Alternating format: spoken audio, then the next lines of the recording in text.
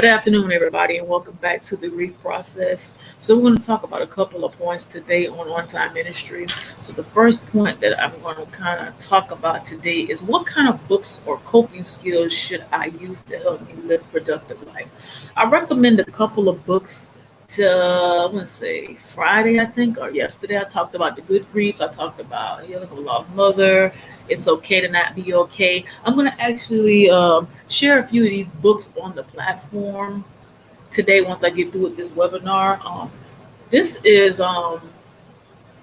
some informative information that really makes you want to think about, hey, what kind of books can I really read that kind of help me deal with that? And it's various books that you can read, ladies and gentlemen, to help you read, to help you deal with the day-to-day routines. Coping skills are some of the things that you can use to kind of help cope with some of the ideas. Taking a walk, exercising, drinking a glass of water, self-help, self-care, getting yourself something to eat, making sure you groom yourself, making sure you're taking care of yourself.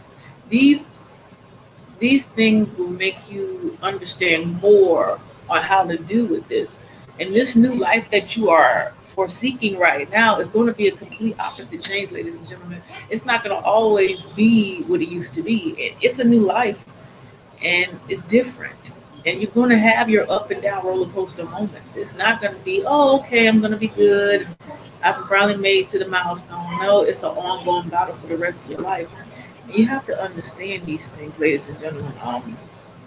So many things that we struggle with in terms of grief. It can be a favorite song, a favorite movie, certain things that kind of get you out of tune with yourself. When you get to a place in your life and you start to ask these various questions, and you start asking yourself these questions like, what can I do? How can I handle it? What can I do to figure out how to handle these different emotions? And these things that you are trying to understand, it's going to give you an insight on how to correct them. And correcting them can just say, okay, I've tried everything that everybody has advised me, but why do I feel stuck? The reason why you feel stuck is your mind is combobulated with so many mixed thoughts. And anything somebody said to you in the beginning or even further on gets so cluttered, you get so distracted, you just feel like, I don't know. I don't know if I want to deal with this or do this. I don't know if I can keep moving. I don't know if I can keep going. I don't know if I can keep proceeding these things. And what's so stressful about a situation is you feel like you're not going to ever get to that place because it's so overwhelming, it's so tiring, it's so forsaking that you can't even tell if you're coming or going. And it is a fight. It's a fight to the end.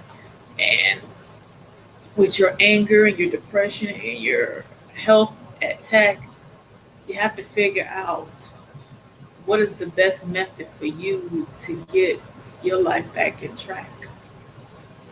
Losing a loved one, family member, all those different things, it's a lot. And if you have little kids that put a little joy in your life, a little happiness, this and that, remember, ladies and gentlemen, we have a lot of footwork, a lot of things we have to really partake in.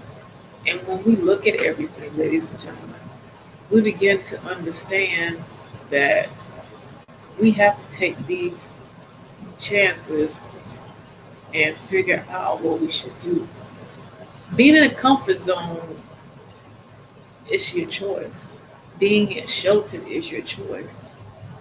And the thing that I notice with grief, it can trigger a lot of memories, a lot of feelings, a lot of mixed emotions.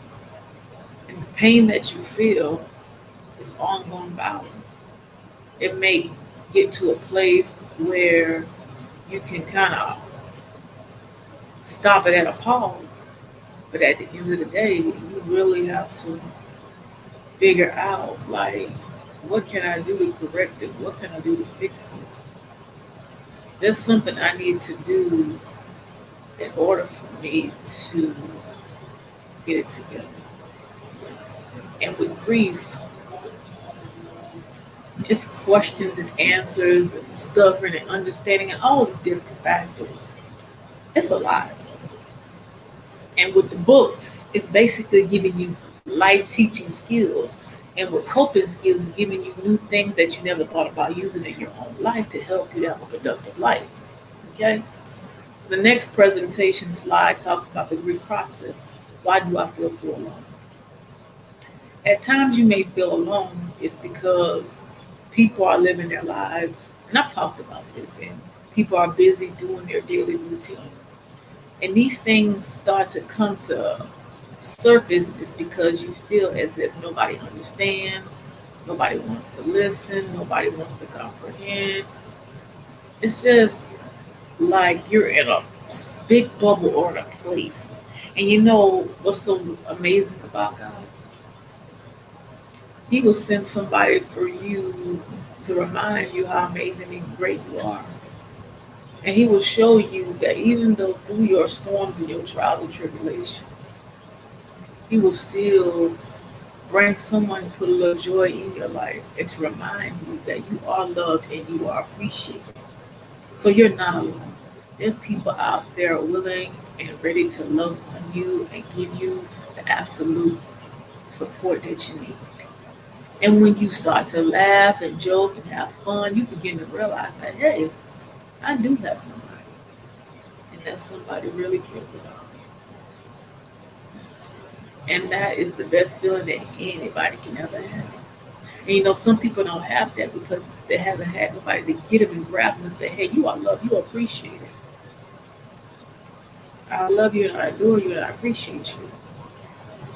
And that's where we have to understand there is help for everybody, but it's up to you to receive it. Okay? All right, ladies and gentlemen, this is kind of short, sweet, straight to the point today. I'm going to share one video with you before I go on to redo the on time ministry presentation. I'll be back on at 7:30 because I got an upcoming Zoom call at 6:30 this evening. So I'm going to be on at 7. So I got to push that back. So let me share this video with you all.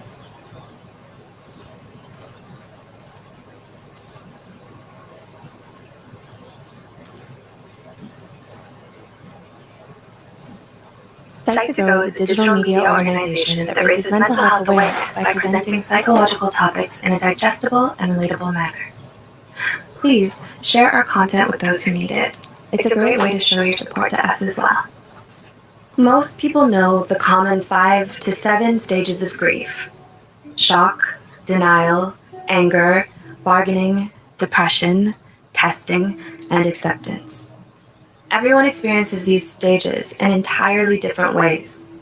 While you're grieving, many people will tell you something along the lines of, stay strong, or it'll get better. While those are predictable and well-intentioned things to say in an attempt to comfort someone, they're not always true.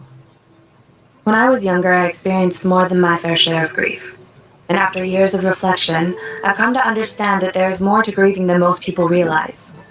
I would like to share with you 5 things about grieving that I desperately wish someone would have shared with me. 1. We grieve for more than the dead. Yes, the death of a human being is the most common source of grief, but it's not the only one. You can experience the whole force of grief for anything important to you. You can grieve the loss of a pet. You can mourn the loss of a sentimental object, the loss of a beloved place, or of any kind of relationship or connection. Nothing has to die in order for you to go into mourning. There can be grief for a friendship that has just drifted apart, or for the ending of your favorite book series, a home that you've had to move away from. You can grieve for yourself. When you grow and change as a person, pieces can be left behind. Old bits of a personality and mannerisms that we can ache for all the same. Whenever something is lost, no matter what, no matter why, and it causes pain in its absence, that is grief. 2. Just stay strong typically goes hand in hand with the denial phase of grief. It's when you're told that despite all the terrible things happening to you, you must stay strong and overcome it. What is not said is that just stay strong should mean when you're done properly grieving, you will still be alive. Amen. This will not kill you. You are stronger than your tragedy. Okay. Instead of pretend like nothing's wrong, don't let your tragedy affect you. Just keep living regardless. Denial is usually said to be the first or second stage of grief. If you find yourself stuck there, you will never eventually get to acceptance, and you will never really be out of your cycle of grief. It's okay to not be strong. That's what people should tell you when you're beginning to grieve. It's all right to cry, to scream, to take time away. It's understandable to feel weak for a bit, so long as you learn to let that weakness go. You do not have to stay strong. If you do, moving on may become difficult. Weakness and vulnerability is part of the grieving process, and it should be accepted. 3. There should be a guilt phase of grief. Often when we lose something, those of us that are still here feel a sense of guilt. Some people feel left behind. Some feel survivor's guilt, in which they believe they should also be gone, or should have died in the other's place. Some simply regret what they missed out on before the end. They regret something they said or did, or the lack thereof. We find a way to place the blame on ourselves, find a way to make circumstances our fault, even when it's not. Facing death often precedes a reevaluation of life. It's only natural that we question things in our time of grief. It's normal to find regrets. You're always going to feel like you could have done something. You're not weird or unhealthy to feel a sense of guilt, but you need to learn to let it go eventually. There's nothing to gain from holding on to it. Instead, turn that guilt into nutriment for what is still alive. Learn from your regrets and use them as a guide to ensure that you live the life you have to the fullest. 4. Time means little to the act of grieving. It does not heal all wounds, but merely smooths them over, making it easier to forget their presence. It'll get better is nice, though not necessarily true. And that's okay. There are some things that'll never really go away. Some scars never fade, but that's a fact of life and part of you. It's normal to still be haunted by things that happened long ago, to still grieve years later. To not be down on yourself for being emotionally caught up in the past sometimes. You can't just ignore trauma and tragedy and hope that it'll go away. Nothing fixes itself. To heal requires treatment, whether that be through outside assistance or internal reflection. Acceptance will not just roll around to you. You have to get there yourself. 5. Acceptance is more complicated than just admitting to a loss. Acceptance is not a finish line. There is no real finish line with grieving, because grief is not a marathon. Rather than a straight shot to the end, it's a winding and confusing maze. Nor is it a one-and-done thing. More than likely, you will find yourself going through the cycle of grief several times throughout your life. And chances are, you will grieve the same thing more than once.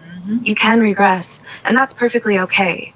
You could be done with grieving for years when suddenly something triggers you and you have to go through it all over again. This usually happens if you did not let yourself grieve properly the first time. But it can still happen to those that have had the proper closure. We're never really done with grieving. We will grieve for as long as we live. The cycle of grief goes hand in hand with the cycle of life. But that is nothing to be afraid of. In order to accept our losses, we must accept the cycle of grief for all that it is. We hope you enjoyed this video. And if you're grieving, we hope that you fully allow yourself to do so. Or maybe you know someone who's grieving. Share this video with them. As always, thanks for watching. All right, ladies and gentlemen, thank you all for tuning in to the Grief Process webinar. I'll be back on tomorrow at 2 p.m. with a little bit more slides. Have an amazing day. I will see you all here about 7:30 p.m. this evening for Bible study. The topic is forgiveness of others. Will be in the book of Acts as well as Psalms. So I'll see you all at 7:30. So it's not going to be 7 p.m. It's going to be 7:30, maybe 8 o'clock, depending on how long the Zoom call is. I love you all. Have an amazing afternoon. Minister Johnson signing off.